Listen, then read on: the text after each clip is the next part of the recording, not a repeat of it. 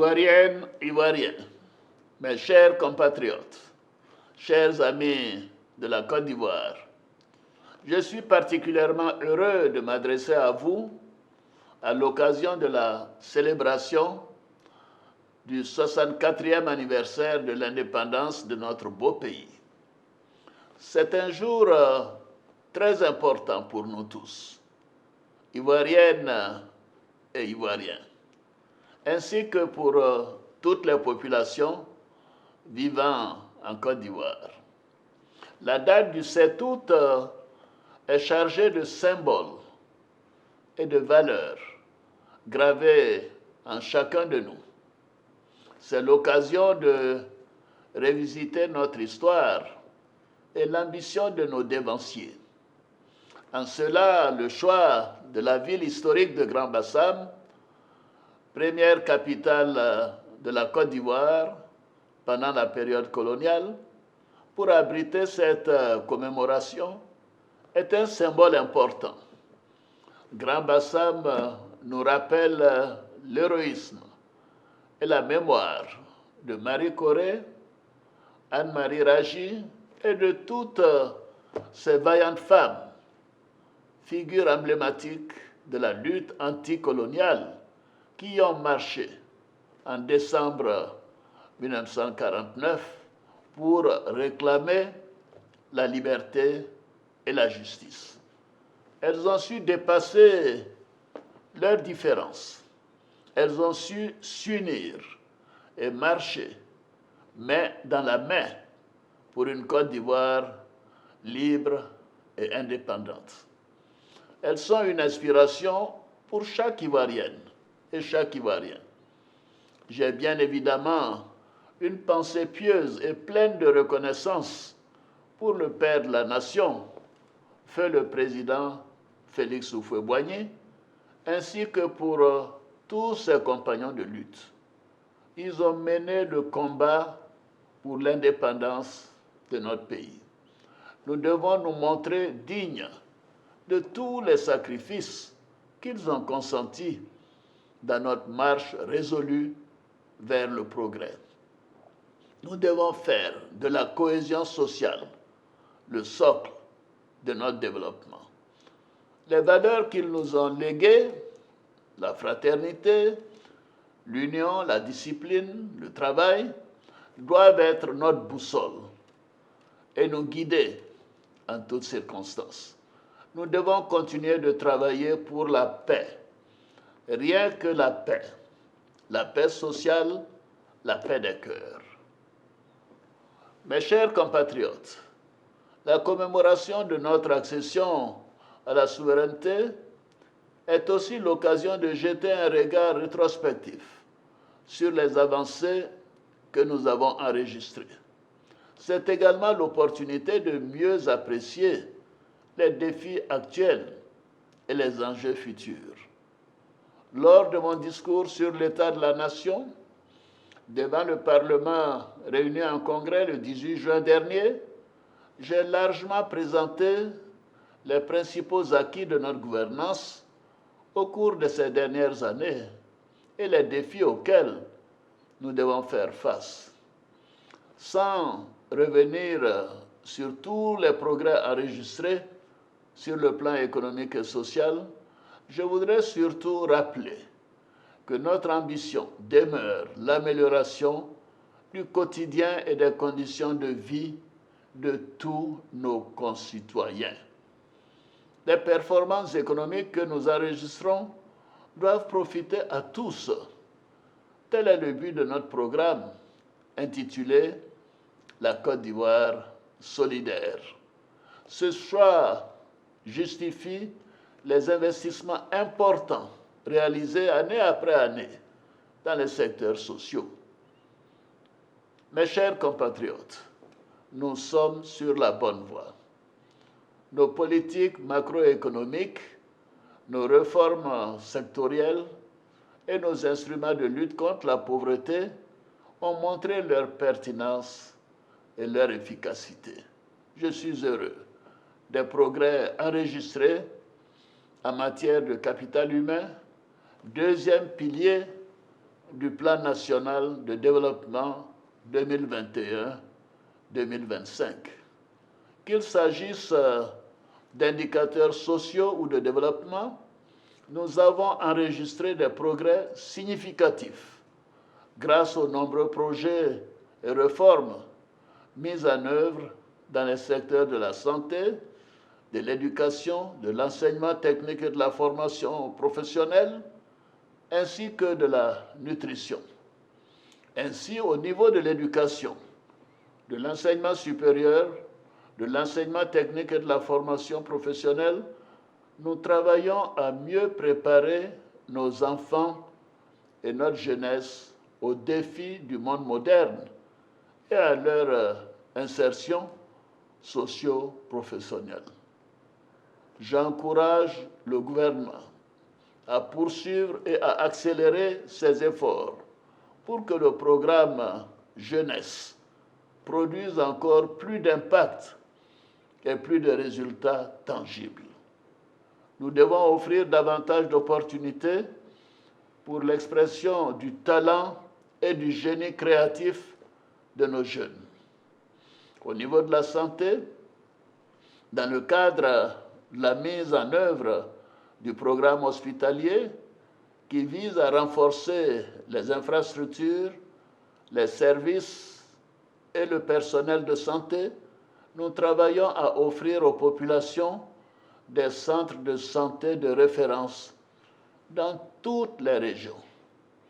Ce maillage resserré des infrastructures sanitaires sur le territoire national concourt à l'extension de l'offre de soins de la couverture maladie universelle en vue de garantir à nos populations des soins de santé de qualité à moindre coût. Le rythme de progression de l'enrôlement de nos populations à la CMU est encourageant. Cependant, nous devons poursuivre nos efforts pour que cet instrument de solidarité nationale, puisse bénéficier à un plus grand nombre de personnes. Dans ce contexte, notre politique de décentralisation sera poursuivie et renforcée par une meilleure prise en charge des priorités locales. S'agissant de la lutte contre la vie chère, j'entends les préoccupations de nos compatriotes. Malgré les mesures que nous avons prises, à savoir l'augmentation du SMIC, les revalorisations importantes des salaires des fonctionnaires et agents de l'État, les subventions des prix des produits de première nécessité, la subvention des prix de l'électricité et du carburant, le déploiement des filets sociaux à travers le pays, les attentes demeurent importantes. Nous continuerons nos efforts pour accroître l'offre de la production, notamment des produits vivriers, améliorer la chaîne logistique et la mise sur le marché de produits transformés localement.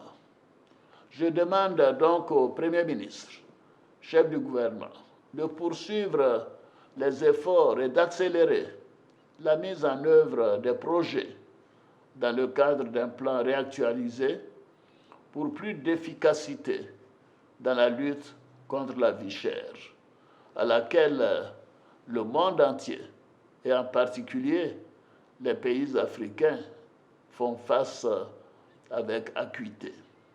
Dans l'intervalle, et s'agissant du cas particulier de nos vaillants retraités qui ont tant donné à la nation, j'ai décidé de les accompagner davantage en instituant le 1er septembre de chaque année une prime spéciale correspondant au tiers de leur pension mensuelle. Les dispositions seront prises pour que nos retraités des secteurs publics et privés bénéficient dès ce mois de septembre 2024 de cette nouvelle prime. c'est-à-dire dans quelques semaines. S'agissant du monde rural, nous veillons à poursuivre l'application rigoureuse de notre politique de commercialisation des produits d'exportation en vue de préserver nos producteurs des effets de l'instabilité des cours des matières premières. Nos politiques sociales ont fait reculer la pauvreté en Côte d'Ivoire. Cependant, nous restons conscients des efforts complémentaires à fournir. Et c'est pourquoi nous demeurons engagés à construire une solidarité toujours plus grande pour le plus grand nombre. Nos populations, surtout les moins favorisées, doivent être mieux protégées et mieux accompagnées. Mes chers compatriotes, chers frères, chères sœurs, dans notre marche vers le développement, les décisions parfois difficiles que nous avons à prendre peuvent provoquer des incompréhensions ou même de la colère. Notre devoir est de rester attentif à vos préoccupations et de travailler à minimiser les conséquences des exigences du développement d'un pays moderne sur les populations impactées.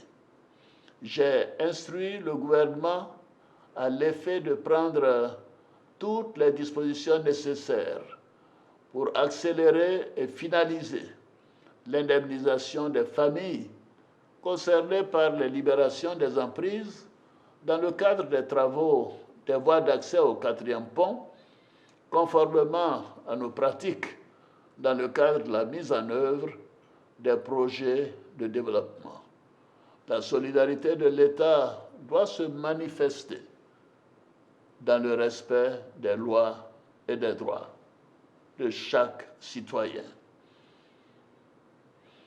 C'est l'occasion pour moi d'exprimer mes regrets pour les pertes en vie humaine enregistrées pendant les fortes pluies de ces derniers mois.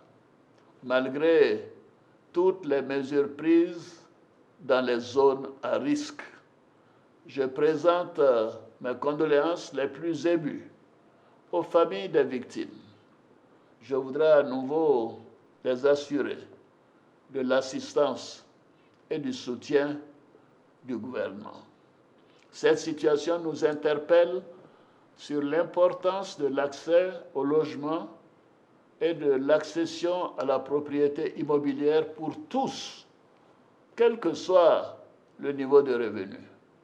C'est pourquoi, tirant les enseignements des programmes antérieurs, la réforme du programme de logements sociaux a permis d'intégrer des modes plus flexibles d'accession à la propriété, ainsi que d'une implication plus forte de l'État, notamment dans la recherche de financements plus adaptés.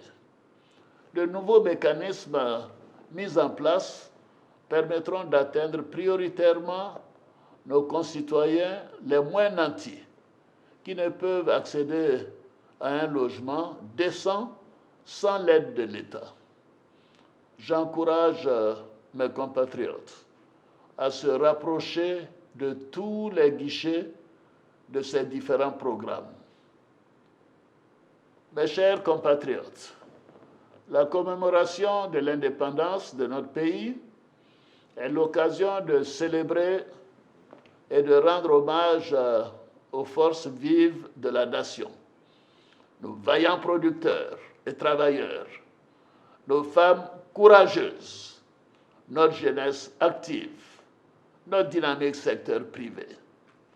Vous faites la richesse et la vitalité de notre beau pays, la Côte d'Ivoire. Bravo et merci à chacune et à chacun de vous.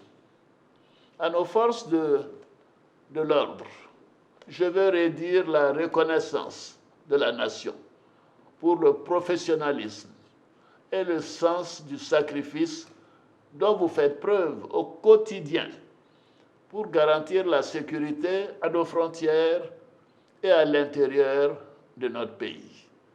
Vous êtes le rempart qui protège notre oasis de paix et de développement.